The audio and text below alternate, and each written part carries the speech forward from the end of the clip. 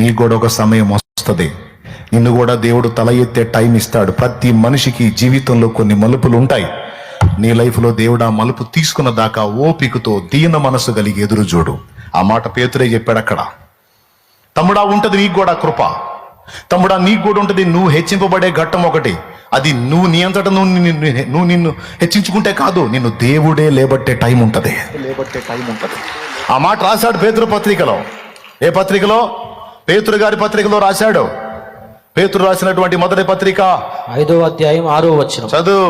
దేవుడు తగిన సమయమందు మిమ్మల్ని హెచ్చించు. తగిన సమయం తమ్ముడా, దైవజనుడా, విశ్వాసి, పరిచారకుడా, పరిచారకురాలా, ఈరోజు అవమానాల్లో, అభ్యంతరాల్లో, ఇబ్బందుల్లో, కఠినమైన కష్టాల్లో, కన్నీళ్లలో, ఒక రోజు గడవని స్థితిలో, నలుగురు చేత నవ్వుల పాలవుతున్న పరిస్థితులలో, ఓ చెల్లి, ఓ తమ్ముడా, ఓ అన్న, ఓ అక్క, ఓ బాబాయ్, ఓ పిన్నమ్మ అందరికి చెప్తున్నాను నేను. నువ్వు ఏ కండిషన్ లో ఉన్నావు, ఎలాంటి పరిస్థితుల్లో, ఎలాంటి చేదైన అనుభవాల్లో ఉన్నావు, గుర్తుపెట్టుకో, నా దేవుడు అన్యాయసుడు కాదు. ఈ భూమి మీద ఉన్నప్పుడే, నువ్వు సజీవంగా ఉన్నప్పుడే నీకంటూ కొన్ని మలుపులు దేవుడు డిజైన్ చేసి పెట్టాడు. ఆ మలుపుల్లోకి నీ లైఫ్ ప్రవేశించిన దాకా నీకు అనుభవాలు ఉంటాయి.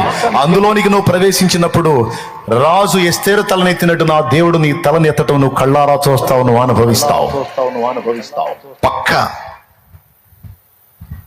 అప్పటిదాకా సంయమనం పాటించాలి. అక్కడ అదే మాట చెప్పాడు. తగిన సమయమందు దేవుడు మిమ్మల్ని హెచ్చించినట్లు ఆయన బలీయమైన చేతి కింద దీన మనస్కులై ఉండండి. దేవుడు అహంకారులను ఎదిరించి దీనులకు కృప చూపుతాడు.